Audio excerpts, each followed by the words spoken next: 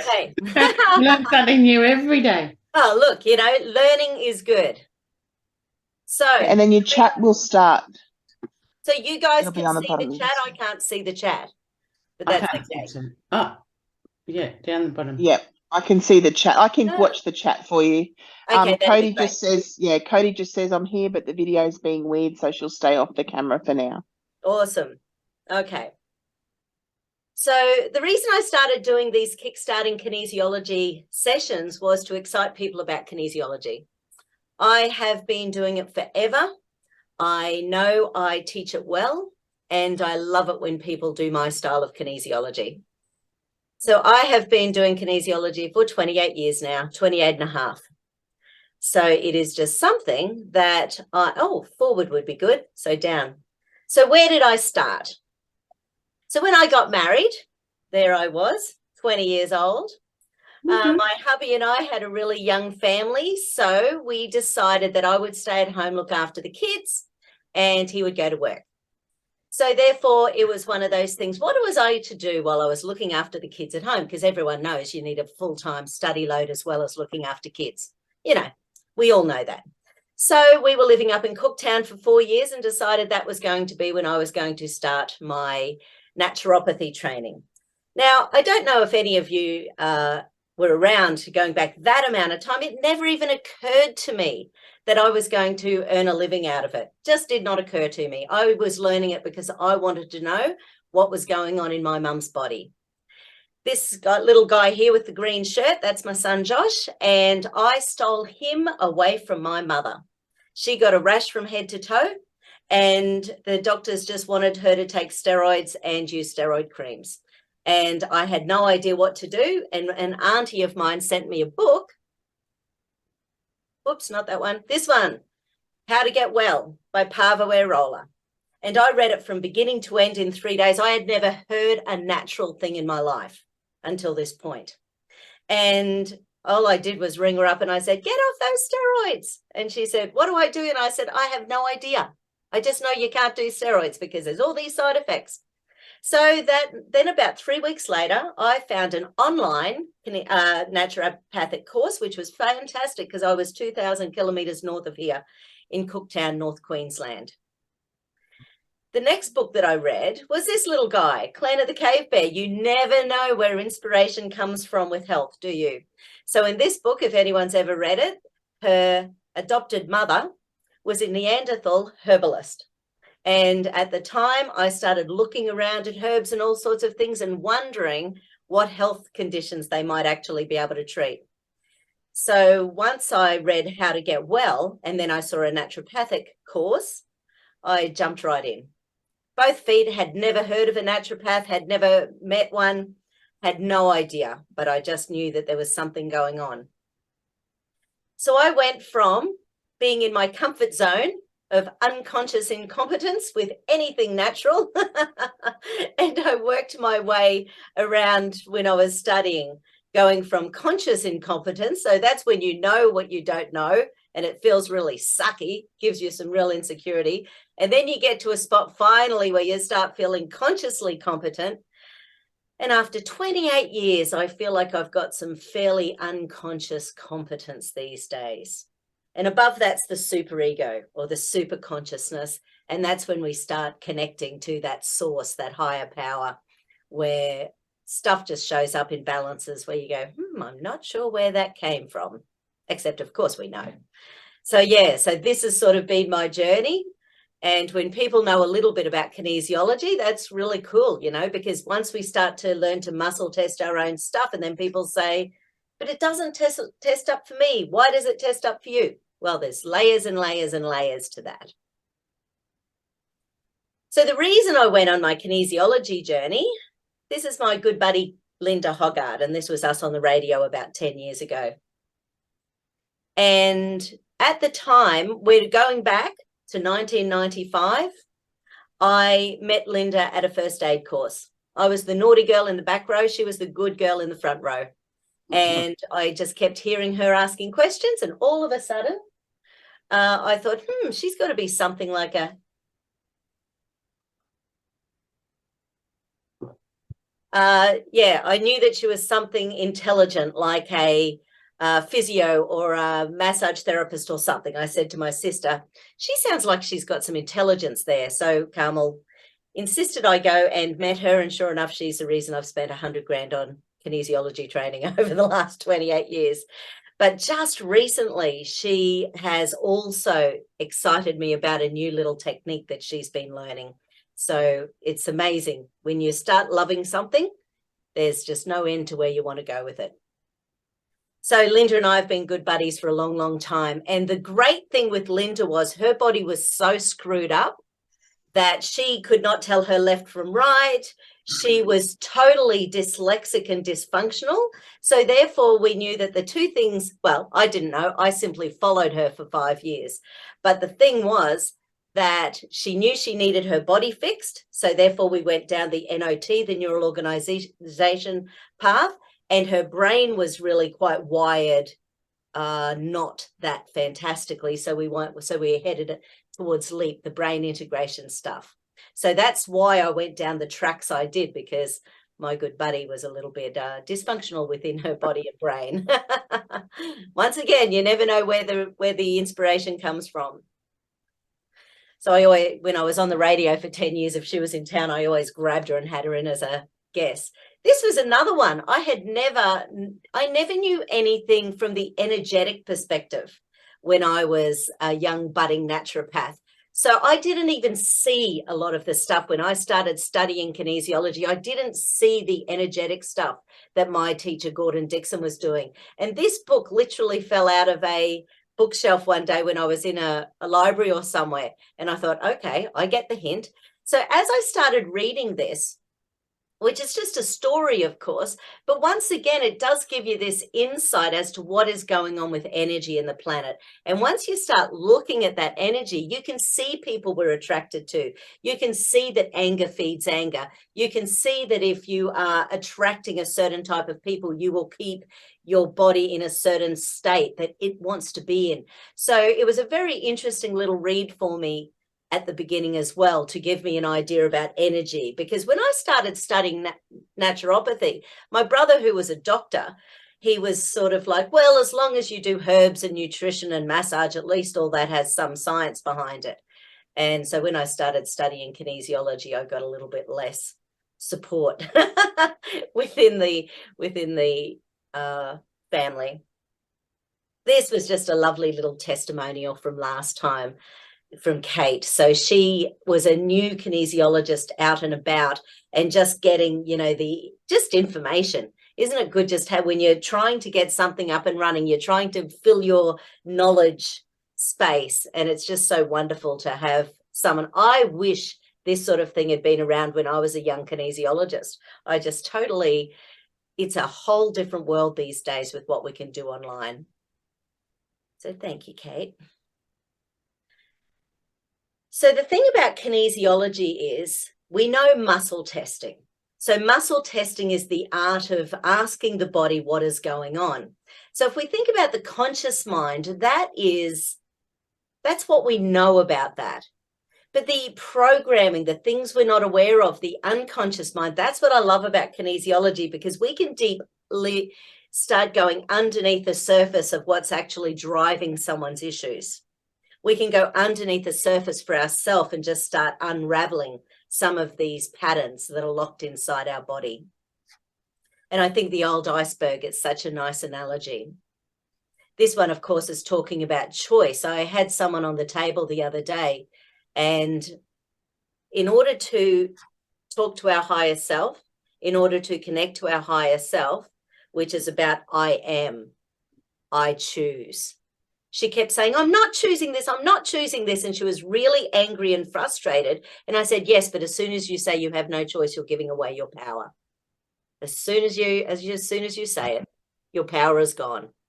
And how many people on the planet are doing that? They're giving away their power and feeling like they have no choice. And I think the thing about kinesiology, it keeps bringing us back into the conscious brain. And so one of the things we'll be doing is, making sure that conscious brain is up and running.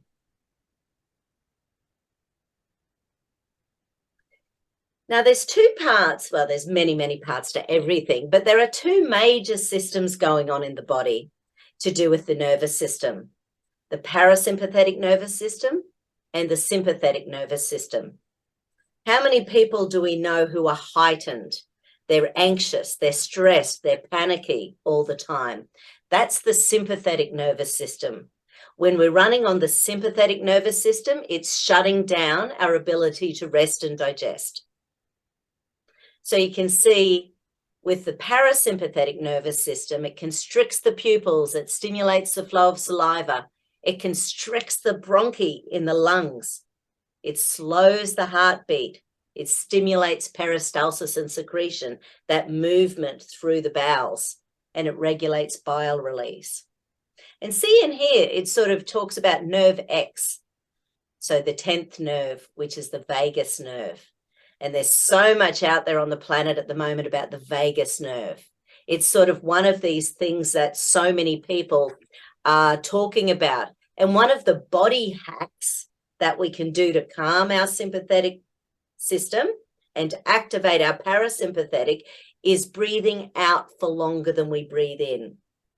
The breathe in activates the sympathetic nervous system, breathing out activates the parasympathetic. So that's partly why breathing techniques are so powerful for people. Now, if then we're going back into the lion's den again, just say it's a hectic workplace or a frustrating home life, or there's family fighting going on or frustration. If we constantly keep going back into that, we need to have tools that we can use regularly to keep bringing ourselves back into balance. The more we practice breathing, what a concept, we get better at it. It seems like it should be an unconscious thing, but so many people never belly breathe. So many people breathe in that upper third of the lungs, and they never get down to that belly breathing. So when we're in that upper third of the lungs all the time, you know, with faster than normal breathing, which many of us do 60, 70, 80% of the day, because we're just going from one challenge to the next, to the next, to the next. We've got deadlines, we've got frustrations, we've got, you know, we're just going from one trauma to another or one stress to another. So there's a technique called Wim Hof breathing, which has got lots of parts to it. That can be something to actually download off YouTube and actually just listen through those breathing techniques. But when we start breathing in and just breathing out further, that is a vagus nerve hack. So it just really, really helps to start calming things down, because most of us are living in the sympathetic nervous system these days. It's a real challenge for people on the planet. So when the sympathetic nervous system is working well, you know, it's sort of basically, it's what we need. We need that sympathetic nervous system to jump up and help us fight the tiger. But at some stage, we've got to calm that nervous system down as well. So yeah, this is me. I've been around forever. I was sort of having a look at the quote from Groundhog Day this morning, when she was sort of asking him at a table, well, how do you know so much? You know, are you God or something?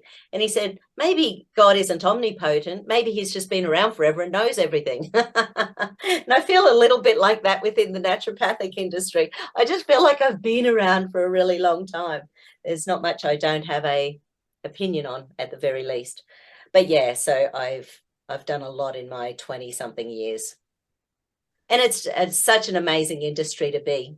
Yes, I do. I just love kinesiology, and I can't imagine my life without it.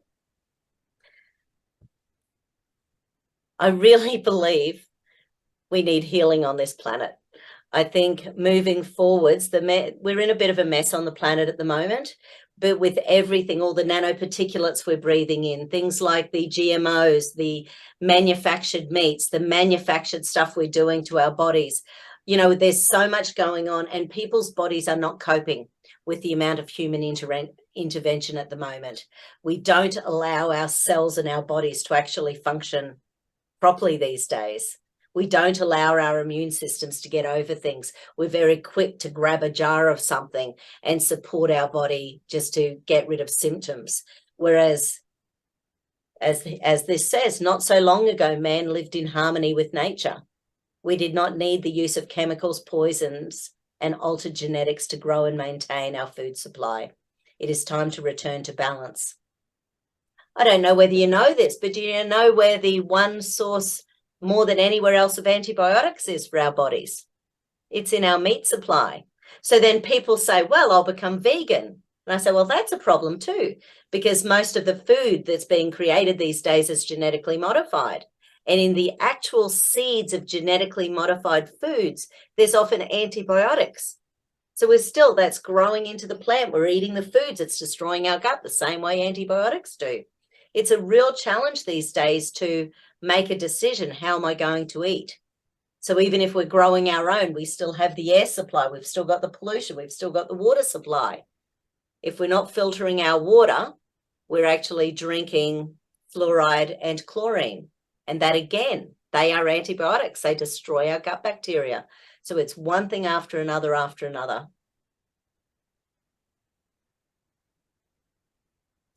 So yeah, the thing I love about kinesiology is that it really is about taking responsibility for our own health. When we get good at self-muscle testing, we can work out what we need. We can work out what foods, how often we eat. We can work out all sorts of things if we choose to start taking responsibility for our health. Yeah, and how many people these days? I'm so stressed. I'm so busy. Imagine having the tools to allow you to boost your own body. And this one, it's a delight. My doctor can't find anything wrong with me. The amount of times I've heard that in 28 years is phenomenal. People they say, I've come in and I've had every test done under the sun. The thing about kinesiology is that when it's done well, you can't make something show up with kinesiology. If you're a good kinesiologist, you can't make something show up that isn't there. So, and that's what I love about it. If I've got someone on the table and I'm trying to do some work and it's saying, no, it's not the chakras, it's not the adrenals, it's not the brain, it's, and I'm sort of working through a little hierarchy of things, it's, I can always find a way of getting someone to be a bit healthier and to give them solutions. Oh, I didn't mean to put this one in there. Sorry, this one's a bit, anyway, I thought it was a bit funny. How often are doctors just baffled? The third largest cause of death is idiopathic. That means they don't know what causes it. So it makes sense to be in charge of our own health and do our own research. And once again, when we get good at some basic kinesiology tools, we can start getting our own health up and running. And that, the first bit, we're all different and our bodies require more than what's on offer. We know that things start to, like, for example, there's been so much research about, say, cholesterol medication. So after 30 or 40 years of pumping these drugs into people, and I've been saying for 28 years, your brain it's about 70% cholesterol by weight. If you keep taking the cholesterol drugs, your brain is going to deteriorate. So when people really have to make quite a huge mind shift to be able to even think naturopathically or naturally, because we have had so much information going on for decades now that the doctors are the one true answer. I would suggest that there is another solution. Yeah. So I think stress is such a big thing these days that just about everyone can do with these tools that we're going to be chatting about this week. So let's have a bit of a play. Now, I know some of you are quite experienced, so that is fine too, but we'll just talk about what these things do and why they're my favorite little body hacks to get us back into balance with our brains. I really believe that the body, mind, and soul, and I know that seems such a cliche, but Actually, I will tell you, one of my good friends lost her daughter a year ago. And she actually did feel like her soul was leaving her body. Like she was on her way to be with her daughter. She could feel that. Now, what do you do when someone has something like that going on? We sort of joked that she needed someone who was really woo-woo to be able to help her out. But the more skills we have, and basic stuff is great. You know, you can do a lot of good stuff with basic kinesiology tools. But yeah, when something is going on, have any of you ever experienced something like that where there's almost like another world that the body is sort of feeling like it's being dragged to? Hopefully you will never feel something like that. I've seen it in other people. Yeah. Where they're just in the way that they relate to you, you can tell that they're not really within their own body. So they've already started to transition, or they're coming and going. Yeah. Yeah. Yeah. Yeah, beautiful. Yeah, with it's sort of funny because in my signature system we do a whole big chakra thing, but when we start connecting to the higher levels of chakras as well, there's like 7 chakras that most people have heard of on the body. But there's more as well. There's 8, 9, 10, 11, 12, 13. So up to the 13th chakra that we can work with higher levels of kinesiology. And that is the 13th chakra. That's the I am. That's the I choose. And it's funny, that one has been out on lots of people lately because it's about that connection to source, that connection to self. And we've had 3.5 years of fear and terror on the planet. I mean, not me, but, you know, it's been everywhere. We've been seeing people terrified. We've been seeing people who have been drawn into believing, no, that's not what I mean to say, but that the media has been pushing it. The politicians have been pushing this fear for 3.5 years now. And that is a lot of information that our brains have to get over. So when we are seeing stuff going on within our families, within our workplaces, where people are being ostracized, where people are being discarded, friendships, families have been broken up. It's been a challenging time on the planet for a lot of people the last few years, which is part of the big agenda. The big agenda, it's easier to control people when they're fearful and angry and frustrated. So the first little technique I wanted to do today was the celestial circuit. So just a little home hack that we can do to connect our conscious brain and our unconscious brain. So the central meridian runs from the pubic bone to the chin. So basically that is the central meridian, and it feeds the conscious brain. So it helps to pick up the pathways in the frontal cortex where we problem solve. And also just in underneath there's a whole bunch of nuclei in the brain that connect to all of the muscles in your body. So in other words, when we are increasing that energy to the conscious brain, the energy to our emotional stress release points or our postural stress release points, we're actually bringing blood supply to the frontal cortex, which allows us to problem solve better. If we have pain in our body and you get yourself into a particular area of pain and then you hold the ESRs, that's called postural stress release. So you can actually use those same points in order to, so these are emotional stress release points, not quite connected to the celestial circuit yet, but those little points are halfway between the eyebrows and the hairline. And then I joke, or where the hairline used to be. I had a bald guy hit me up about that once. He said, thanks for making me feel bad about my hairline. So my apologies. But anyway, so halfway along. So what we're after is to feel a pulse. If you can feel a pulse in underneath your fingers, then that's a bit of an indication that you've got that blood to the frontal cortex. Now, sometimes they start, and it's nice and gentle, sometimes they start to pulse separately. So you might feel it going right, left, left. And that's an indication that the body hasn't quite connected the two sides of the brain yet, but it's on its way. So these little guys, emotional stress release points, we can do them anytime. And if you can't feel it initially, all you have to do is put your hand on your forehead. That will still bring the blood to the frontal cortex. Now, going back to the central meridian that runs from here to here, there's another meridian called the governing meridian. And it starts at the tailbone, goes up the spine, comes there up here, and then it goes onto the inside of the mouth, and that's the governing. Now, it, on the inside of the body, goes inside, back down to that, the bottom of the central meridian. So it's basically the central and governing via the inside of the body loop together.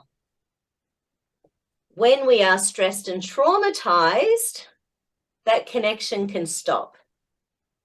And when that connection stops, 99.999% of the time, we get locked into survival. So one of the good old and this is a really easy one, is hand on the forehead, hand on the base of the skull. And that is helping to create new pathways from your survival part of the brain to the frontal cortex. So anytime you're feeling stressed, sort of doing it with, say, 3 or 4 nice deep breaths, and always trying to do that. Breathe 1, 2, 3, and out. 1, 2, 3, 4, 5. Just longer on the out breath than on the in breath, so that we're starting to help to activate that parasympathetic nervous system as well. It takes a bit of practice to do that. And many of us are just not used to breathing deeply from our whole lungs. Some people have never done it in their lives. So with the little, so this is one thing. Once again, it sort of helps to get those pathways going. But the other little hack is putting your tongue on the roof of the mouth and holding your hand on the base chakra. So basically over the pubic bone and tongue on the roof of the mouth. And once again, doing that for several breaths. So the one on the roof of the mouth is activating the governing meridian. And over the base chakra, or down around that pubic bone area, is stimulating the central. So while you're activating them and just holding them, that pathway is going to be saying, where's this blocked? It's going to be looking for a blockage and trying to unblock that. Now, like Marina said that, you know, she's seen people who haven't been in their bodies, haven't felt connected. The sort of terminology, sorry, I wasn't saying crazy, the sort of terminology that people use in order to, that you can hear, they say, oh man, I'm beside myself. You know, so there's words. Always pay attention to what words people are saying, because quite often they're saying how they feel in their body. And with this celestial circuit, where it can actually end up, your center of gravity is just below your belly button. It's called the dantian. It's about 2 little finger bits below the belly button. And it's called the dantian. And basically that area is the center of gravity in the whole body. So if someone is very, very cerebral, you know, they're always thinking, they're always doing logic, they're always sort of in the books, they're that sort of person, their center of gravity might actually be higher. I don't see that very often. Maybe those people just don't come and see me. But where I find it most is behind the body. The center of gravity is often behind the body. So what it's trying to do is go back to a spot in the past when life was easier. It doesn't want to be in the here and now because stuff is too tricky. So just having that tongue on the roof of the mouth and the hand over the pubic bone, that starts to help to recenter that dantian, that center of gravity. When we're holding these little guys, we're creating new pathways from the frontal cortex to the rear of the brain. Anything that increases new pathways, because and this is the emotional stress release point as well. So what happens when we get a bad phone call? We're having a chat, we're going, oh crap. We do it automatically. Our body knows what's good for us. So those emotional stress release points can be just an amazing little tool to use anytime.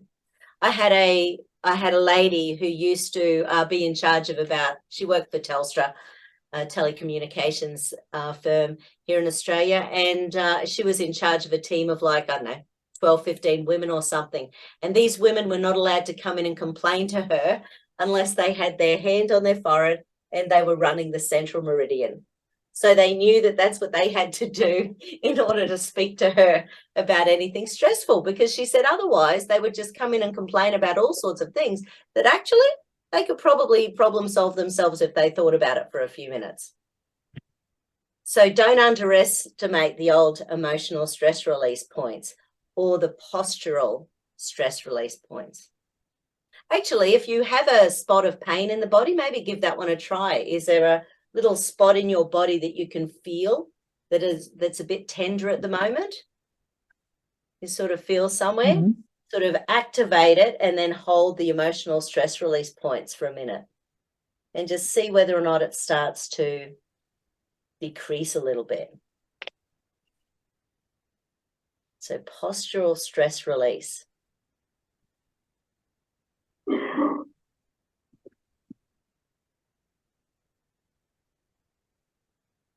And we talk in kinesiology about you know, the exhalation. You know, quite often someone will do a big sigh, and that's a bit of a sign that the energy's shifted in the body.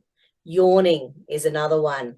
Burping is another one. So some people release all sorts of sighs, burps, farts, you know, as they're doing kinesiology, as they're doing a release, because it's the body just starting to wake up and sort of release some stuff, and a release is good. When we're pulsing any spots, it's always good to use 2 fingers. There's 2 fingers in neutral. But yeah, I sort of, the other thing about this, because all of the body parts are just in underneath, there's nuclei connections to all of the body parts, you can actually hold another spot, you know, that's in pain, and then hold those emotional stress release points as well, just to help to get those nuclei connected to it. But yeah, so the emotional stress release points, postural stress release points, the central meridian, because we can do that anywhere, anytime. I know, look like a bit of a twat if we do it in some places, but you know, can always do it in the loo or something if we need to.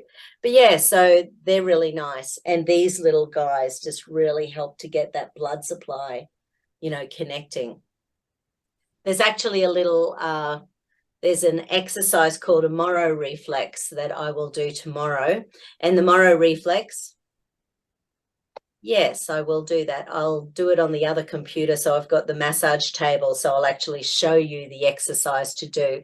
So there's a Morrow reflex. Now, when we've got an activated Morrow reflex, it's a primitive reflex that is there to help us crawl out the birth canal.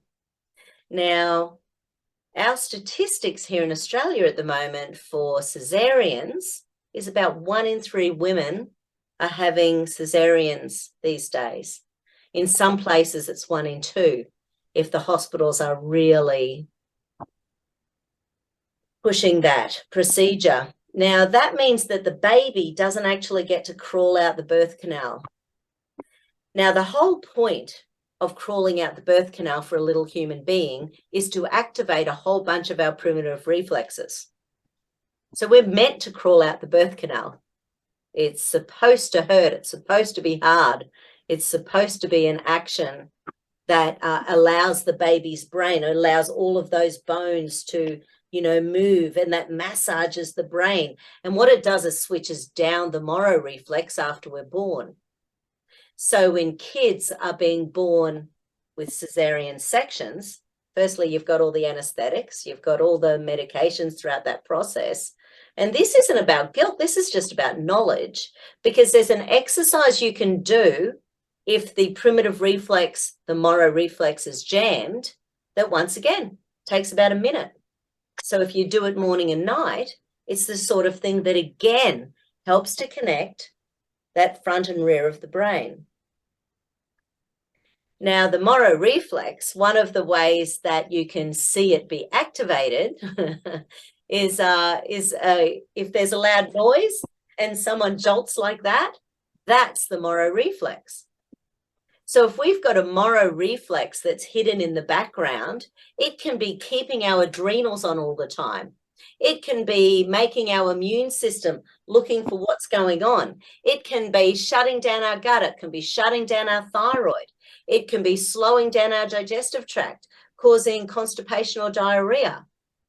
So when we've got and I know, and that's what I mean, I don't want people to feel guilty about this. Cesarean sections are so common, and we get convinced that we need them, because this is it's very interesting. There was a study done about, it's probably 15, 20 years ago now. And what the nurses were doing in a hospital in the UK were actually, like, after the Caesar section was done, they would actually get the babies and they would do like a real squeeze down the whole body to actually almost stimulate the birthing process because they missed out on it. So when we have a cesarean, and also there's an injection that they do during the birthing process called pertussis, which is a synthetic Pitocin. It's a synthetic oxytocin. And what it can do with some people, and everyone gets this, even people who have natural births, you've got to be really switched on to not have some of these things, because what a hospital considers natural is anything other than C-section. If you have any other intervention except for C-section, they will call it a natural birth. So doing this little Moro exercise just helps to reconnect these little pathways. If we've got the Moro reflex jammed, it's the king mother of all of the primitive reflexes. So then we can have other things going on, like jammed palmar reflexes. So that can make us have screwed up, so some kids can't do the old, the way to handwrite. You see kids with all sorts of things these days.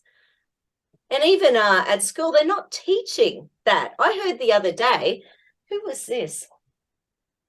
Oh, I know. It was a young woman who was a director at a childcare centre, and one of my clients has been a childcare worker for over 30 years. So she said that this young director was saying that the studies show that if kids hold with that pincer grip, that they're breaking their bones and fracturing their bones by holding their head. And I said to her, what a load of bullshit. And she said, that's what I said. Like, it just seemed like the most ludicrous thing to me. You have to wonder, don't you? Anyway, so that seemed bizarre. But the palmar reflex is about grip. There's another one called the rooting reflex, which can just basically, because if babies haven't breastfed long enough, then there can be a little sensitive spot above the lip. And basically that is one of the sun's gone to just a weird spot at the moment. So basically this little spot here, that's one of the governing points. So once again, if we've got a jammed rooting reflex, then that means our body's constantly on the lookout for food unconsciously. So it can be linked in with having issues with weight and not being able to, I look like a ghost. I'm going to have to put my curtain down and turn the light on. Funny. Yeah, it is really, and look, sometimes people get over cesareans 100%. So, it's not everyone all the time. So, I don't want to, but it is very interesting, the stuff that can be left over after cesareans. So, for example, I was not a cesarean section, but I've got an ATNR. So an ATNR is an asymmetric tonic neck writing reflex. So what that means is that I can write upside down just as well as I can write up, because it's not wanting to cross the midsection of the body. So it's there's all sorts of things that can happen if we don't do the Moro reflex. Quite often we don't do the cross crawl the way we're supposed to, which really helps to connect the brain. So there's all of these things that once we start activating the Moro reflex, we can stimulate other actions in the body as well. So yeah, the Moro reflex is really interesting. And don't forget, this is what they're taught. I've got a cousin who's an anaesthetist, And going back 25 years ago when she was doing that, she would say, well, 1 in 3 babies would die if there wasn't hospital intervention. She was very, very against natural births, and because she just didn't believe that it was safe. But when you start looking at what the medical intervention is, we all have to make that own call ourselves. But when we're in that vulnerable position, if we don't know, we don't know. So we just do the best we can. But what can happen with our children is that their immune systems may not be fully functional. Their sound reflexes, we can actually have a sound moro as well. So people can get really irritated by noise.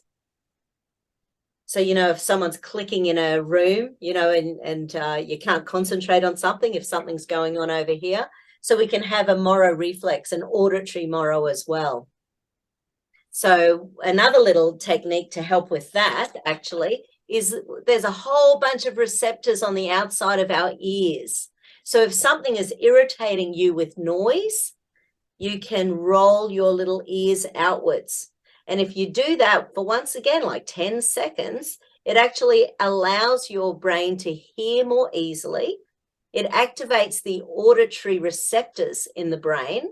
And the auditory receptors are about what you're hearing, how you're hearing it, and you're integrating that information into your nervous system. So, for example, if you are someone who is constantly going off, so someone's talking to you, you're trying to work it out, and you're off on another tangent because you're still trying to talk, and then you have to say, oh, sorry, I missed that, then your auditory receptors aren't working very well. So, those, and that's such an easy little one. And some people hate it with a passion. Some little autistic children really dislike their ears being touched. And it's because it can activate and wake up the auditory receptors. So they don't want that a lot of the time. They want their, and obviously I know there's a full spectrum, but that's sort of what I've seen. And I had one little boy going back about 20 years ago. Gosh, he must be a huge human now, coming back to think of it. But yes, you can absolutely do these things with your kids, 100%. Isn't it funny with the bottle feeding? So many doctors and nurses, I had my grandson is 5 years old, Teddy, and at the local hospital, which was supposed to be so pro breastfeeding and pro natural birthing and whatever. And granted, they did allow her to be in labor for 24 hours before doing a Caesar. And even that is better for the bubby, because if you're in labor first, then the baby has, got some of that moro reflex energy. So like even that is a really good thing for bubbies as well. It's just not so much fun for mums. But yeah, so with the moro reflex, once we start doing that, it actually is really good for our core. You'll see that tomorrow, Cody, so that our core muscles to do this exercise, basically what we're doing, we're lying on our back, and then we really slowly open out the arms and the legs and we come back in. So you can imagine what I'm going to be wearing tomorrow in order to do that for you. But it's really good to see it. And also because every time you do it, it's activating your core and it's connecting your primitive pathway. So all of your primitive reflexes, as well as the frontal cortex. And it's another way of creating more pathways in your brain. The more pathways that we have running in our brain, the better we can do anything. It just makes life easier. The less pathways we have in our brain, the more likely we are to go into stress. Because stress is an easy response. It's such an easy response for our nervous system. In fact, the little statistic is with the amygdala. So when someone just goes off the handle and you go, whoa, where did that come from? Who's ever acted like a 3-year-old toddler? Then you go, oops, shouldn't have done that in public. So that's generally the amygdala. And the amygdala is a little nuclei in the brain, somewhere about the midsection. And there's 2 left and right sides of the amygdala. And the amygdala is where we store our pain and punishment circuits. our rage, anger, frustration, our escape, submission, freeze, our fear, threat, danger. So it has all this gnarly stuff in the amygdala. So if our frontal cortex isn't up and running, we have 1/500th of a second to respond to crisis with our logical and creative hemispheres. Otherwise, it whips back into an amygdala pattern. And that's why we can often feel like we are out of control when we're stressed. You know, it's not about the meal. You know, when we lose our lolly, it's often not about the meal. It's not about how we look. You know, there's always something in underneath the circuit. And they often joke that our brain is programmed by a 2-year-old because most of the patterns that we reuse throughout our lifetime, we've had for a long, long time. As adults, we learn how to control stuff as a general rule. We choose jobs that suit us. We choose industries that suit us. We choose people that suit us so that we get to, you know, be within our weird little boundaries and our weird little idiosyncrasies. So with the Moro reflex, which we'll do tomorrow, you know, it really does connect it. But yes, there can be that auditory Moro as well. So yeah, the little those little guys are just a great one. And then in relation to the parasympathetic nervous system again, because that out breath activates the parasympathetic nervous system, if we actually want to do a stretch on our neck, for example, we're better off doing it with the out breath. So I'm going to go this way. So when you're breathing in and breathe out, because that way we're exhaling on the parasympathetic nervous system, we're actually getting that up and running. It's another vagus nerve hack. Breathe in.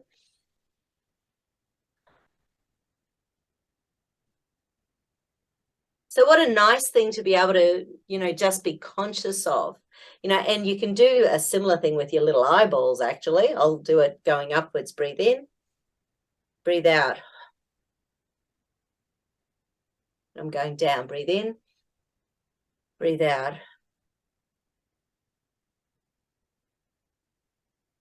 So the exhalation is the vagus nerve hack. And yes, you can do it with anything else in your body. You can do it with any stretch. And I think that's why in my kinesiology foundations, I do a fair bit of hypertonic muscle stuff, and basically muscles that are hyper facilitated. They've got too much energy in them because they're just so important. And, you know, that's how I was taught to do that 25 years ago. And I just love doing hypertonic stuff, and it works so beautifully in people's bodies. So because we're actually doing a PNF stretch. So we're doing a stretch when we're breathing in, we're breathing out, and we're doing the muscle with resistance. But we can do the same thing ourselves. You know, for anywhere we need to stretch, do it with the exhalation.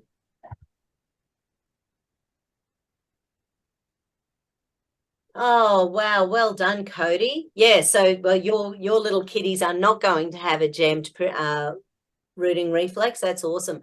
You know, in the old days, we would have absolutely have been breastfeeding our babies until they detached. You know, we just don't allow ourselves to do this these days. And it's, yeah, that's awesome. It's so good for their little immune systems. And even now, there's all of this information coming out about genes. So going back probably 20 years ago, there was this thing called junk DNA. So basically, you know, they thought, oh, well, if DNA don't release proteins or make proteins, they mustn't be doing anything. Do wonder about medical science, don't you, sometimes? Anyway, because we have all this junk DNA. But what it's turned out, what a surprise, is that our DNA is affected by our environmental toxins, and 98% of our DNA will be affected either positively or negatively by the way we think, by the food we eat, by the stuff we drink, by the, you know, it's sort of everything affects our DNA. So in order for something to go wrong, just say, you know, MS, multiple sclerosis, it's not just one gene. It's like a whole complex of genes that have gone screwy in order to develop something like that in the nervous system. Speaking of MS, one of the big things that often causes that sort of thing is aspartame. So aspartame is a neurological toxin that's in sugar-free soft drinks. So aspartame is something, there's actually an MS-like condition where when people stop taking their aspartame, their nervous system actually has a chance to repair and rejuvenate. Interesting.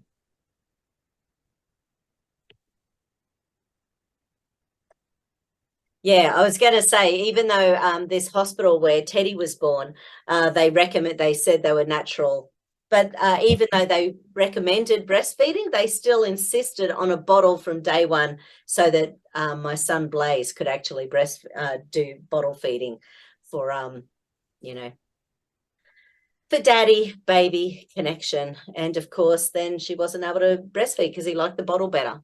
So, you know, it's these things that we're doing with our little bubbies that are quite messing with some of our primitive reflexes. But yeah, the one we do tomorrow is the Morrow, and it's an awesome one. Actually, the Morrow reflex also jams another one called the spinal gland. It's a fun one to test. I wonder something. Anyway, I'll show you the exercise to do. In fact, I'll do a little video of Teddy tonight and I'll see whether it shows up, and I'll show you that tomorrow. Because if the spinal gland, it's a fun one to test because you sort of run your little fingers along the spine, and if there's a particular spot, and the little butt, you know, the butt muscle can go off to the side, it doesn't like it. But it's kids like that often hate tags on the inside of their shorts, or they will be bedwetters because the nervous system is so irritated in that sacral area all the time. So, but the Morrow reflex, again, Morrow reflex is just awesome. And for you, Cody, there's also, because you've got littlies, there's also ones that just help to activate the palmar reflex, and that, you know, which are really easy as well. So there's a couple we might have a play with tomorrow to sort of, yeah, give a bit of information. Yeah, interesting. And once again, no guilt. Like, there's no point in having guilt about stuff that we've already done. We go, okay, let's see what we can do. So if we can get that frontal cortex up and running by holding those little ESRs, or hand on the forehead anytime we're feeling stressed, that's just going to keep our conscious brains up and running. If we're wanting to reconnect the celestial circuit, that's the connection, the tongue on the roof of the mouth, and holding those hands down or over the pubic bone. Once again, for several breaths. The postural stress release points. So this is a wrap up. The postural stress release points. Find a position that's painful. Obviously, my neck has got a few gnarly spots. But if you find a position that's painful and then hold those emotional stress release points, they're the postural stress release.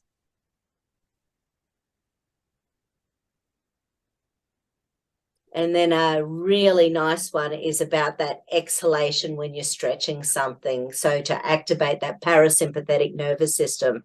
And the easy one, you know, is often, I mean, it just feels nice, you know, when we're aware of it. And that's probably what they do in yoga classes and stuff like that, when they're actually talking us through our breathing, you know. So breathe in and out. And breathe in and out.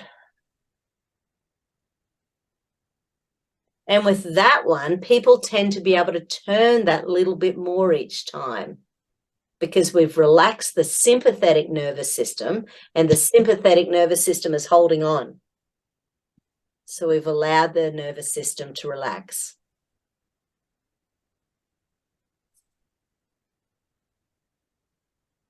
Any questions on any of those little things today?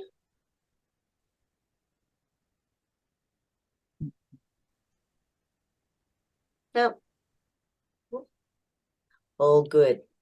So tomorrow we'll be talking through some primitive reflexes and giving you some exercises there. But if we can sort of make sure we do our emotional stress release points, our central meridian zip up, we call it, from the pubic bone to the chin.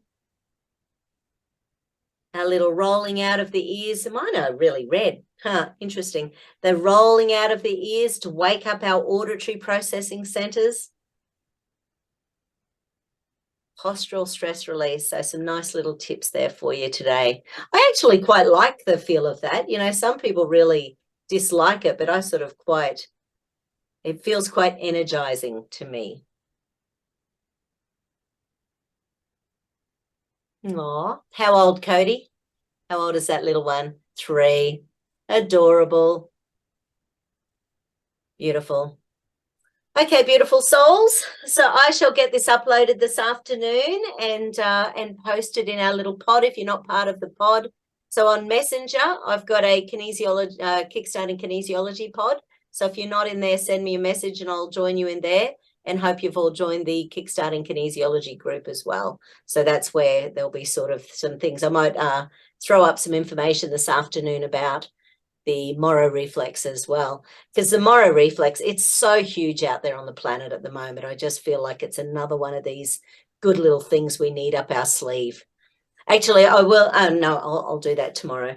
There's a little warning with the Moro reflex, so I'll just make sure we do a little warning before I do it. But yes, we'll chat about that tomorrow. Okay, beauties, take care, and same time, same back tomorrow. Thank you so much. Thank you. Thanks. See you later. later. That was great. Wonderful. Bye. Thank you. Bye. Bye.